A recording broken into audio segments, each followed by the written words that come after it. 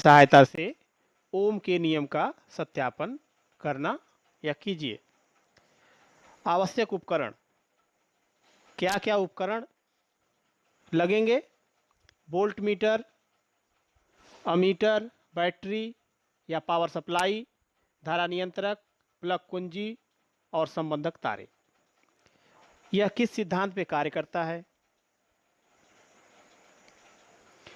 तो ओम के नियमानुसार यदि किसी धारावाही तार की भौतिक अवस्थाएं जैसे ताप, दाब इत्यादि में परिवर्तन न किया जाए तो तार के सिरों पर लगाया गया विभवांतर परिपथ में बहने वाली धारा के अनुक्रमानुपाती होता है, अर्थात V प्रोपोर्शनल I। और जब प्रोपोर्शनल का साइन हटाते हैं तो एक नियतांक आता है और यह नियतांक होता है R, और जो उस तार का प्रतिरोध होता है, तो प्रतिरोध R equals to V upon I। इस प्रैक्टिकल को परफॉर्म करने के लिए, इस एक्सपेरिमेंट को परफॉर्म करने के लिए सर्किट को कैसे जोड़ना है ये देखें आप। धारा नियंत्रक, प्लग की, बैटरी, अमीटर, वोल्ट मीटर और प्रतिरोध तार। अमीटर के पॉजिटिव टर्मिनल को बैटरी के पॉजिटिव टर्मिनल से,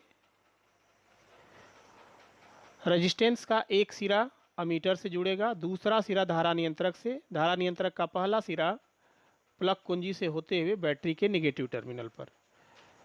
वोल्ट मीटर का पॉजिटिव टर्मिनल अमीटर की तरफ होगा, अर्थात आप ये देखें ये बैटरी की तरफ होगा, और इसका नेगेटिव टर्मिनल बैटरी के नेगेटिव टर्मिनल की तरफ होगा। तो आइए अब इसका ऑब्जर्वेशन लेते हैं। अब आप ये देखें ओम्स लॉ ऑपरेटस है, ये जो सर्किट आपको उसमें दिखाया गया था, यह सर्किट अब कॉम्पैक्ट बेसिस पे आ रहा है।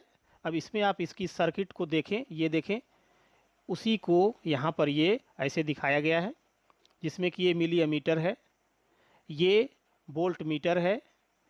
यहाँ पर दोनों वोल्ट मीटर के टर्मिनल के ऊपर एक रेजिस्टेंस लगा हुआ है, ये रेजिस्टेंस आप देख रहे होंगे। तो सबसे पहले किसी भी एक्सपेरिमेंट में हम जो भी इंस्ट्रूमेंट यूज करते हैं उसका अल्पतमांक निकालते हैं। तो आइए हम पहले वोल्ट मीटर और अमीटर का अल्पतमांक निकालें। तो देखें आप वोल्ट मीटर में आप देख रहे होंगे कि 0 से 0.5 तक 10 पार्ट में बटा हुआ है। तो इसका मतलब हो गया कि एक खाने का मान हो गया 0.5 बाई 10, 0.05 वोल्ट। इसी तरह मिली अमीटर, इस मिली अमीटर में आप देखें 0 से 5 ये 10 भाग में बटा हुआ है, तो 5 अपान 10 दैट इज 0.5 मिली एम्पियर। इस मिली एम्पियर को हम कन्वर्ट कर देते हैं एम्पियर में बाई मल्टीप्लाइंग 10⁻³ तो आइए रीडिंग स्टार्ट करते हैं। तो इस सेट को पहले हम ऑन कर देंगे, ये ऑन कर दिया। ऑन करने के बाद ये देख रहे होंगे कि यहाँ पर रिहास्टेट दिखाया जा रहा है, जो कि सर्किट में बहने वाली धारा को नियंत्रित करता है। तो अब आप ये देखें कि जब हम इस नॉब को घुमाते हैं तो ये देखें जैसे आप class 6th, 7th, 8th, 9th, 10th, 11th या 12th में हो और IIT, जैसे अगर आप ये देखें कि वोल्ट मीटर का ये 5 डिवीजन है, वोल्ट मीटर का ये 5 डिवीजन है। अब इसके रेस्पेक्ट में आप ये देखें कि अमीटर में कितना है, तो अमीटर में देखें आप ये 4 खाना बता रहा है। अमीटर में जो है ये 4 खाना बता रहा है, 4 डिवीजन है। ठीक इसी तरह से फिर हम इसे चेंज करते हैं वोल्ट मीटर का। फिर देखिए तो अगर हम इसमें 0.5 वोल्ट कर देते हैं, अर्थात इसका 10 खाना, इसका 10 खाना, तो वोल्ट मीटर में डिवीजन हो गए 10। मिली एमीटर में आप देखें तो मिली एमीटर में डिवीजन हो गए 9।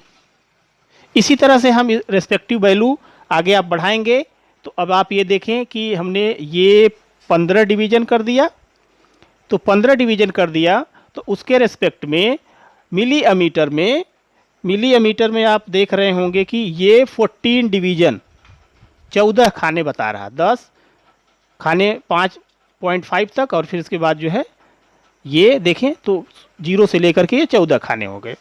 ठीक इसी तरह से इसकी वैल्यू को हमने 20 खाने कर दिया, दैट इज 1 वोल्ट। तो अब आप यहाँ पे देखें कि 1 वोल्ट पर यह 19 खाना बता रहा है, 10 खाना इधर और 9 खाना इधर, तो 10 9 19 खाना। ठीक इसी तरह से हम इसकी वैल्यू को ये देखें 1.5 वोल्ट पर कर दिए, 1.5 वोल्ट पर करने पर ये बता रहा है मिली एमीटर में रीडिंग 29 डिवीजन। ठीक इसी तरह से अगली रीडिंग हम ये 2 वोल्ट, तो 2 वोल्ट पर आप देखें ये मिली एमीटर में बता रहा है 19 डिवीजन, 10 20 30 और ये 40 39 डिवीजन बता रहा है।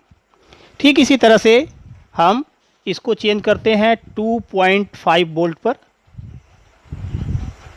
2.5, और इस पर आप देख रहे होंगे कि ये 10 20 30 40 और 8 48 खाना बता रहा है, और ये हो गया आपका मैक्सिमम 3 वोल्ट, और इस 3 वोल्ट पर यह 58 डिवीजन पड़ रहा है।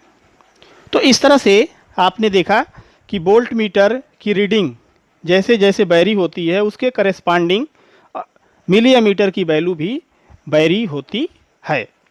अब इसे आप रीडिंग को नोट करके कन्वर्ट कर लेंगे वोल्ट और एम्पियर में, उसके बाद आप ग्राफ प्लाट करेंगे।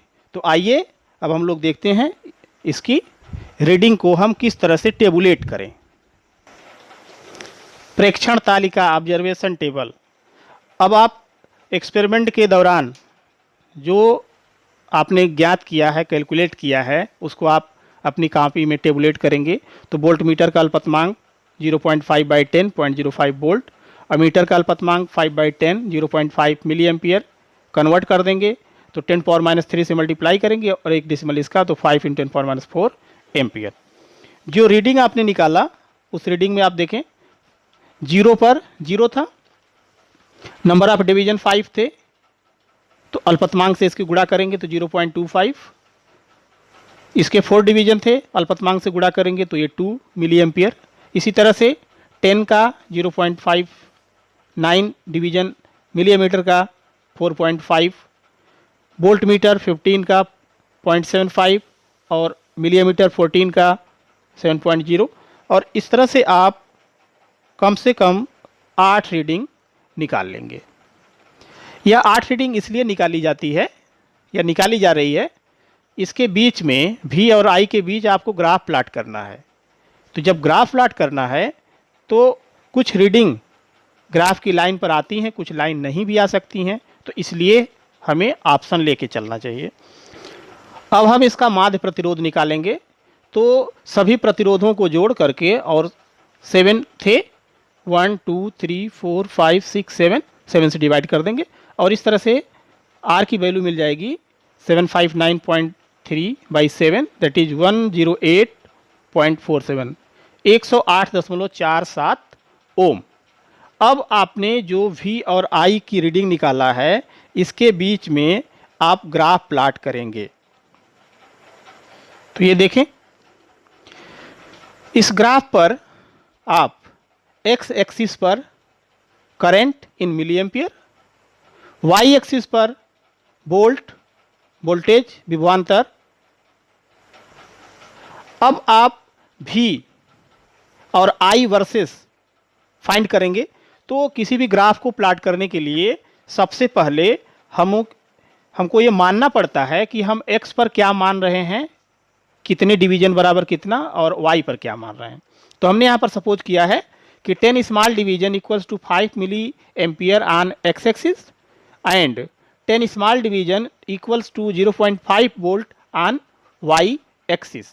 अब इसी के रिस्पेक्ट में जो हमारी रीडिंग मिली थी, अब देखें आप कि हमारी रीडिंग थी 0.25 वोल्ट पर, तो ये देखिए 0.25 वोल्ट पर ये 4 डिवीजन 2 मिली एम्पियर। इसी तरह से 0.5,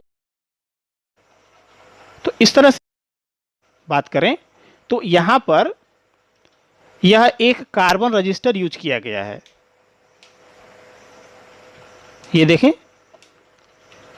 तो होंगे ये टच कर रहा है 3.1 पर, और बी की वैल्यू देख रहे होंगे 0.5, और इसी तरह से नीचे देखें बी की वैल्यू ये 30 और ए की वैल्यू 5, तो 30 माइनस 5 ये मिली एम्पियर, और ऊपर वोल्ट में इस तरह से 26/25 × 10⁻³ और इसको आप कैलकुलेट करेंगे तो आ गया 104 ओम।